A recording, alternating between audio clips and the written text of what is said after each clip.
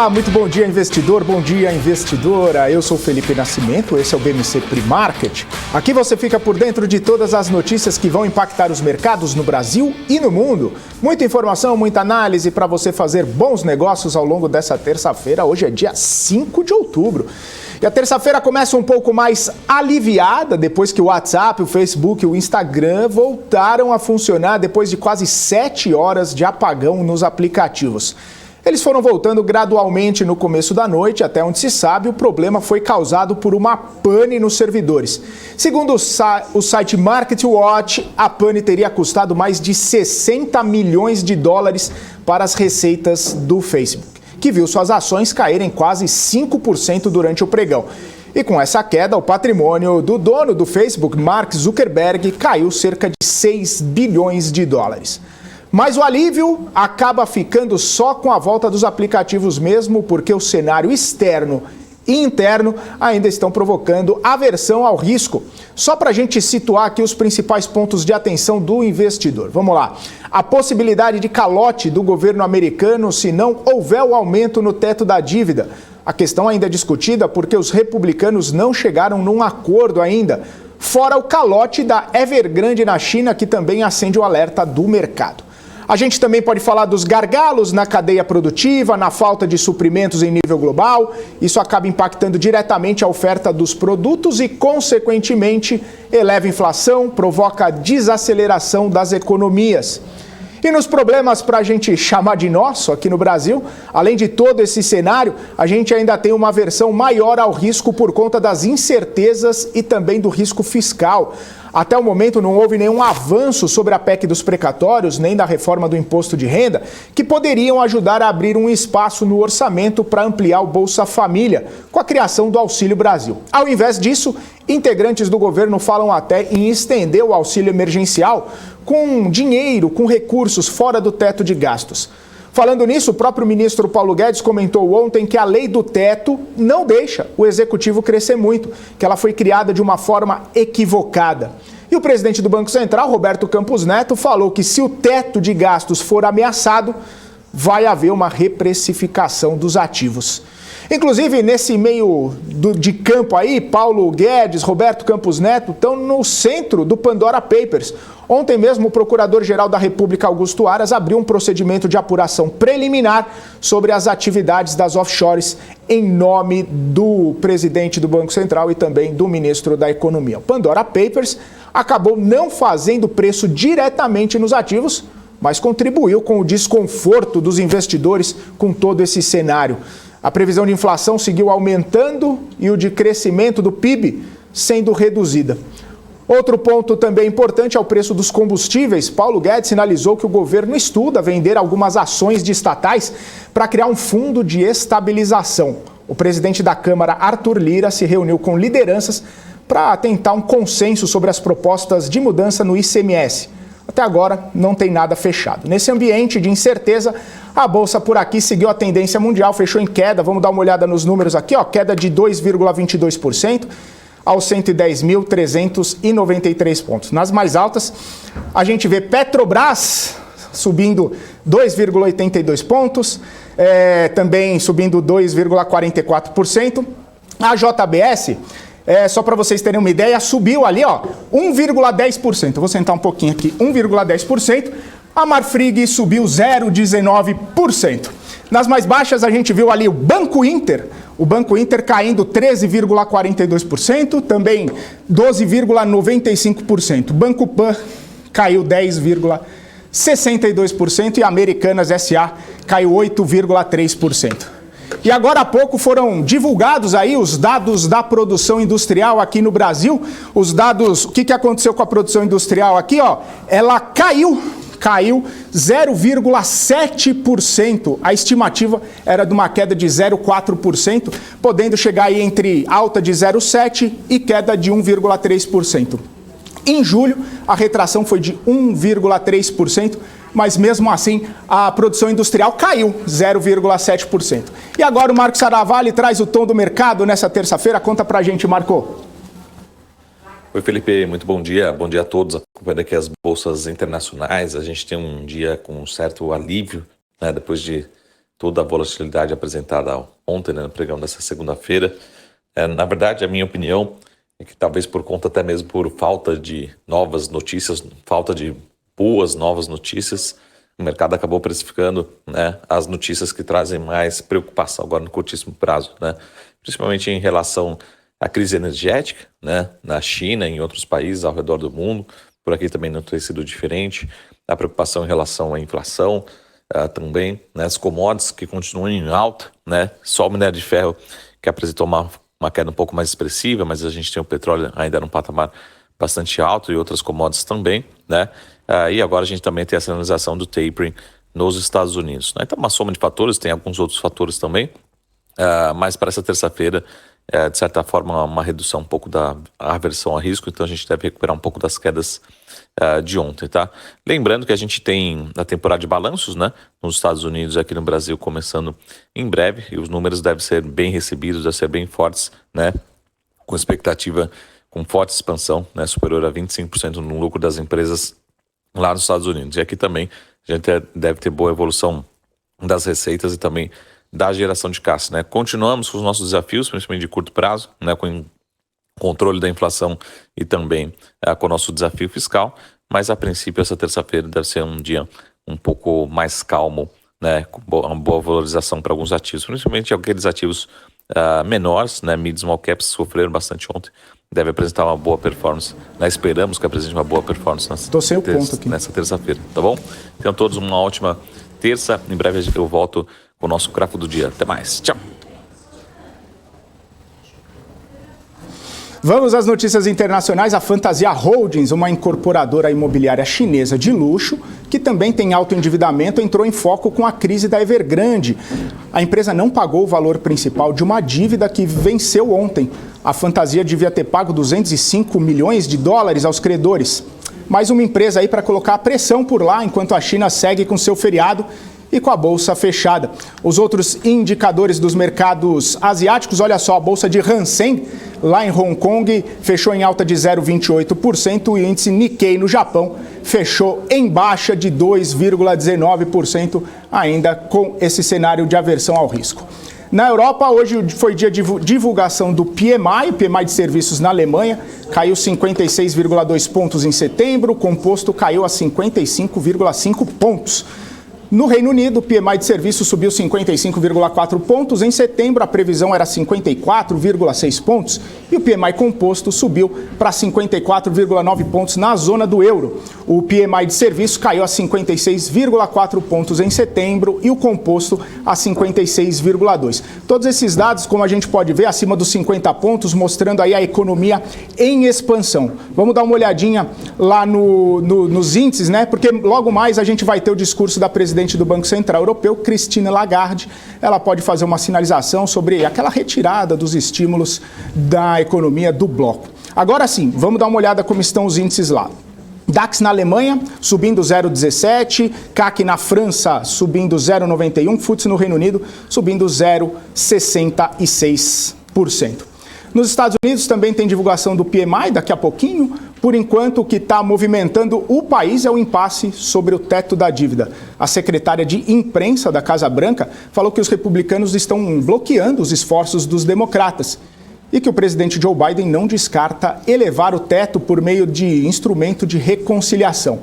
Ela também comentou sobre o preço dos combustíveis, que também é um assunto por lá.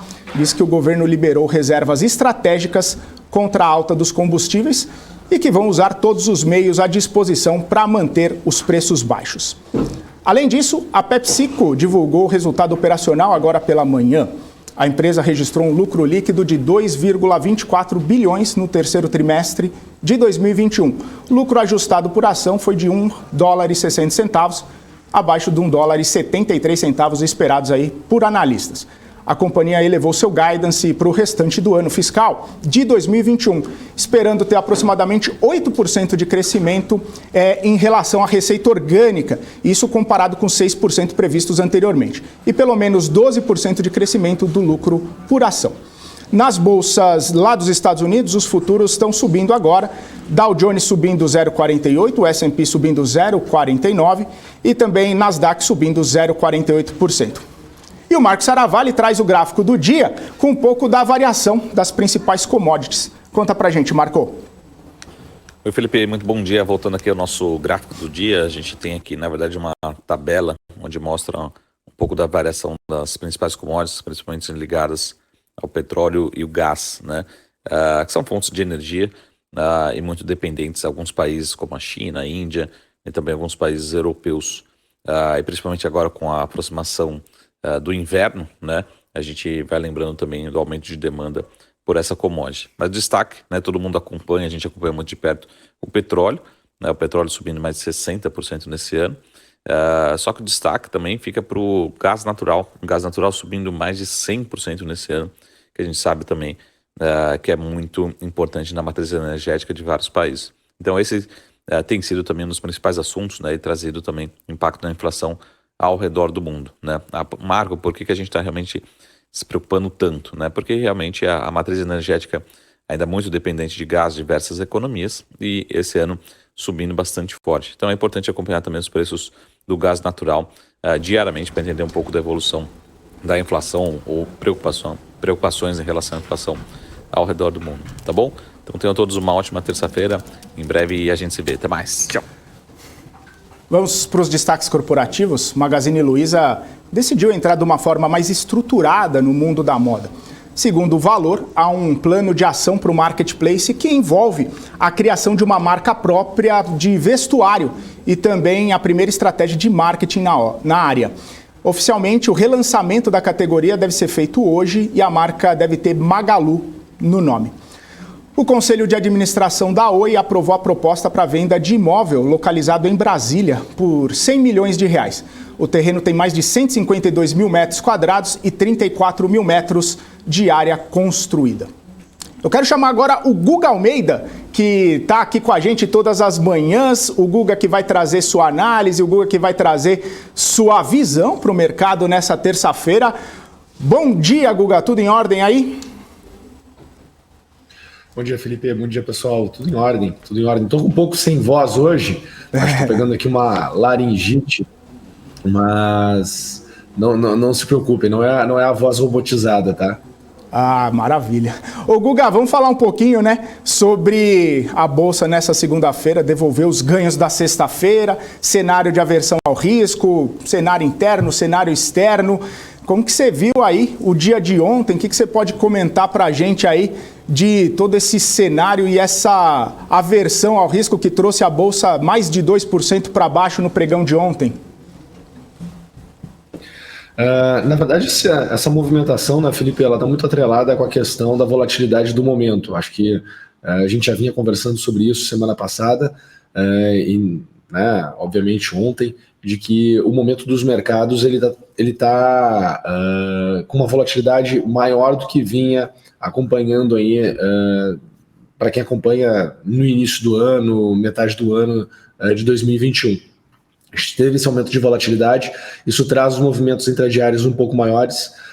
Eu comentei, né, ontem que a minha expectativa para essa semana seria um mercado mais lateralizado, tendendo para baixa, né? Ou seja, se por um acaso viesse uma oscilação que travasse, né, uma necessidade de proteção por parte dos participantes, a gente iria ver uma intensificação nas correções, tá? Isso é exatamente o que aconteceu no período de ontem. A gente tem que entender que estamos passando por um processo de inversão de posição, principalmente dos fundos multimercados, que tem uma posição bem expressiva aqui dentro do Brasil. Nós temos também uma percepção por parte dos investidores pessoas físicas de que a Bolsa não está trazendo um bom resultado, isso somado, né, a correção mais longa em tempo desde 2016 e a segunda maior em preço desde 2016 também faz com que os investidores não profissionais, né, percam bastante da sua capacidade de discernimento do faz sentido ou não tomar posição no mercado. E a gente está precisando do trigger, né? Um trigger que está muito alinhado com decisões que tem que acontecer em Brasília, né? E acaba que a gente ontem teve um dia aí que se teve outros problemas também, né? Problemas nas redes sociais, problemas principalmente no WhatsApp, que é um veículo, um instrumento, né, de comunicação muito utilizado por parte dos participantes, e isso tudo destrava, né, um sentimento ainda maior de insegurança, né? E aí as pessoas ficam mais estimuladas também a corrigir. Mas quando a corrigir suas posições, né, a zerar suas posições. Mas quando eu olho para o movimento de ontem, mais especificamente, tá, é possível entender, né, é possível aceitar a movimentação que a gente teve. Deixa eu remover aqui os desenhos, só para que a gente possa pensar novamente. Tá? Quando nós olhamos aqui a movimentação do dia 30 de setembro, certo? Aqui a gente tem o que eu chamo de estrutura especial. Tá? O mercado ele faz como se fosse um A. Tá? Ele não questiona no meio do caminho toda essa correção. Ela vem de uma forma muito direcional, muito intensa. E ela tende a vir até a região de 1,13, né? Ou seja, ela supera um pouco os níveis que nós tínhamos anterior, onde tinha iniciado a tendência, ela supera, mas ela não ganha intensidade, né? Ela não vai para um patamar ainda maior. O mercado ele voltou para os 110 mil pontos, que era o pior cenário que a gente tinha marcado ontem no pre-market. Né? A gente tinha falado sobre essa possibilidade de voltar para essa região dos 110 mil pontos. Obviamente que no início do dia, né, a gente tá olhando aquele contexto do mercado e fala, será que vai lá mesmo? Né? Será que teria força para ir lá mesmo? Pois bem, teve, né? Teve e foi. Tá?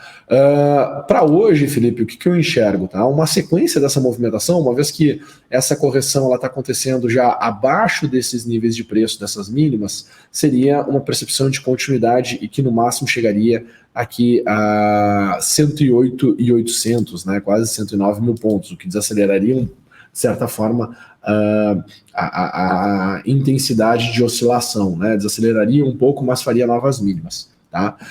Esse seria o meu cenário aqui negativo. Já um cenário positivo, tem muita coisa para acontecer.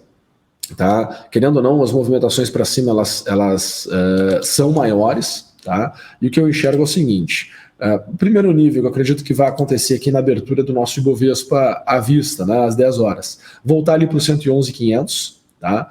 Depois, chegar ali, quem sabe, para os 112.170. Olha só que interessante a gente podemos chegar. Tá? E aí, acima disso, podemos nos surpreender, né? E teria que ter algum motivo, teria que ter algum trigger, mas eu não descarto a possibilidade, né, de, talvez não hoje, mas ao longo da semana, havendo uma inversão, né, e o mercado começando a ficar um pouco mais positivo, quem sabe voltar lá para os 115.160 pontos. Tá bom? Uhum. Maravilha, Guga. Ô, Guga, só para a gente falar, né? Ontem as empresas de tecnologia caíram bastante, a gente viu tanto lá fora quanto aqui dentro. Você acha que de repente isso pode abrir uma janela de oportunidade aí com todo esse cenário, as empresas caindo, o investidor pode acabar olhando para elas de uma forma aí diferente? Vamos lá, né? As empresas de tecnologia, querendo ou não, elas possuem uma expectativa maior sobre questões de crescimento, e essas expectativas, elas são, tu tem que pensar o seguinte, né? São expectativas ao longo do tempo, né? Então elas têm uma alta taxa de crescimento.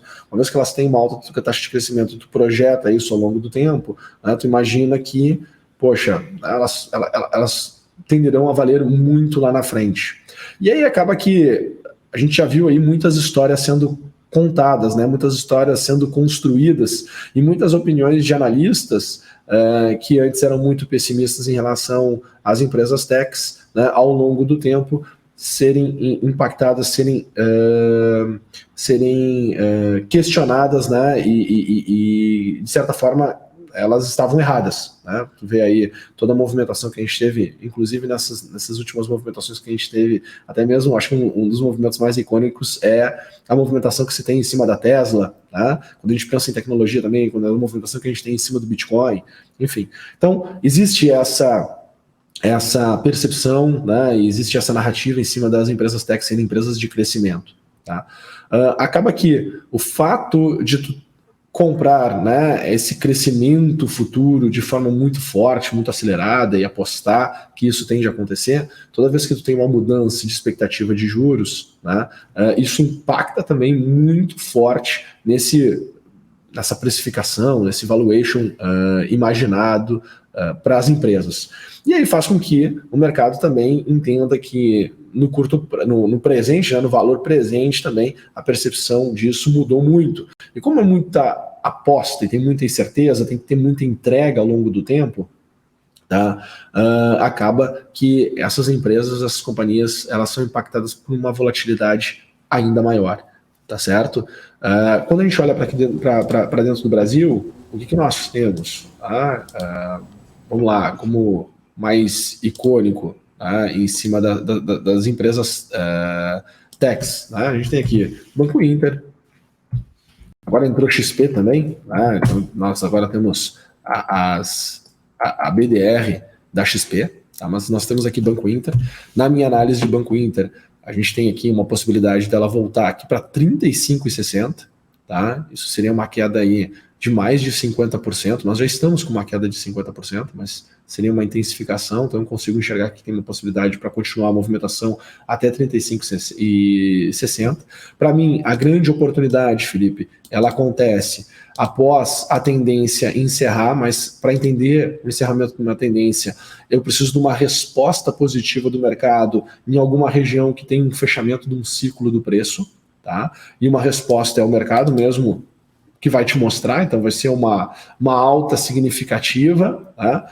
Num determinado momento, certo? Depois o mercado ele precisa tentar continuar a tendência, porém sem conseguir manter aquela mesma velocidade. O que é velocidade? A variação do preço no tempo, né? Então, sem aquela mesma velocidade de variação do preço dentro do tempo. Então, gastar mais tempo com uma oscilação menor, uma oscilação reduzida. Quando isso acontece, a gente cria um cenário, tem um contexto favorável para quê? Para qualquer notícia positiva fazer com que o preço tenha uma oscilação muito forte, muito intensa, tá? Se a gente parar para observar, Felipe, na sexta-feira, como é o caso aqui, por exemplo, do Banco Inter ele teve uma oscilação aqui na sexta-feira, se eu não me engano, mais de 8%, né? Agora eu não recordo aqui exatamente, eu não tenho a oscilação dele aqui na tela. Mas ontem, tá? Ontem nós tivemos aqui Banco Inter caindo 13,43%, ou seja, a volta muito alta, né? A volta muito alta. Então, os movimentos de curto prazo geram essas oscilações e acaba que as pessoas elas têm a tendência de querer uma grande rentabilidade num curto espaço de tempo. Então, elas são impactadas, né? O pessoal olha assim, pô, quais foram as maiores baixas, né, do Ibovespa. E aí, quando tu olha dessa maneira, tu está comparando todos os ativos, todos os mercados, todos os setores como se fosse a mesma coisa. De certa forma, num pensar de comunicação, né, tá certo, porque as pessoas querem saber essa informação, mas num olhar assim estratégico como investidor, a gente precisa, né, meio que não dar muita bola para isso, porque tu corrige, tu equaliza esse ponto na exposição do capital, né, no quanto de capital tu coloca em cada uma das ações. E quando tu faz isso, tu acaba entrando numa outra esfera de uso dos ativos, né, do momento do mercado em cima do teu portfólio, né? Então tu tem aí uma utilidade, né, deles muito melhor, tá? Mas o que eu estou enxergando é uma possibilidade de continuar aqui para 35 e 60, não duvido aí Banco Inter daqui a pouco no curto prazo tem uma alta bem expressiva, tá? Porque a gente está no meio de muita volatilidade, tá? Então olhando aqui, continuando aqui na visão do Banco Inter, né? Querendo ou não, se tu tiver aqui um repique do mercado, que não vai ser um sinal ainda de ponto de compra, mas se tiver um repique do mercado, pode voltar ali para 49. Essa movimentação que pode acontecer aqui no intradiária, poxa, satisfaz aí muitos investidores e aí vai ter aquela narrativa, né, de que é uma oportunidade, como eu vi aí várias pessoas falando ao longo da correção de Cash 3, né, que é outra empresa de tecnologia, né, o pessoal comentando aqui atrás, quando a gente teve aquela rentabilidade, aquela alta, né, bem expressiva de Cash 3 dentro do dia, que foi uma alta aqui em torno de 18%, né? Aqui em 2 pregões, o pessoal falava, olha, como é uma janela de oportunidade quando cai, né? E de fato não é. Olha só quanto caiu depois, caiu aqui mais 37%, aí o pessoal não comenta sobre isso. Tá? Então, as empresas de tecnologia têm sim muita volatilidade, tem que esperar com que elas mostrem, né, a sinalização de fundo. O Cash 3 está num contexto aqui diferente de Banco Inter, tá? Mas olhando aqui para Banco Inter e para Cash 3, está num contexto aqui diferente de Banco Inter, mas tem que esperar com que o mercado sinalize que de fato fez um fundo e que de fato, tá, ele não vai continuar buscando novas mínimas. Maravilha, então. Guga, hoje a gente vai encerrar um pouquinho mais cedo, já vou passar a bola para Paula Moraes, mas valeu, hein? Voltamos amanhã. Ótimo dia para você, boa terça e bons negócios. Um abraço, pessoal. Ótimos negócios para todo mundo. Tchau, tchau. E melhoras aí, hein, Guga? Cuida da voz. É isso aí, pessoal. Deixa eu chamar já a Paula Moraes aqui, preparada para entrar em campo aqui com o BMC News. Ela, o Daniel Morales, também a Débora Oliveira, Giovanna Locatelli lá nos Estados Unidos. Oi, Paula, bom dia. Passo a bola aí para você. Bom dia, Felipe. Tá com crédito hoje, hein? 2 minutinhos mais cedo. Tá certo. Obrigada, Fê. Beijo pra você. Valeu. Tchau, tchau. Tchau, tchau.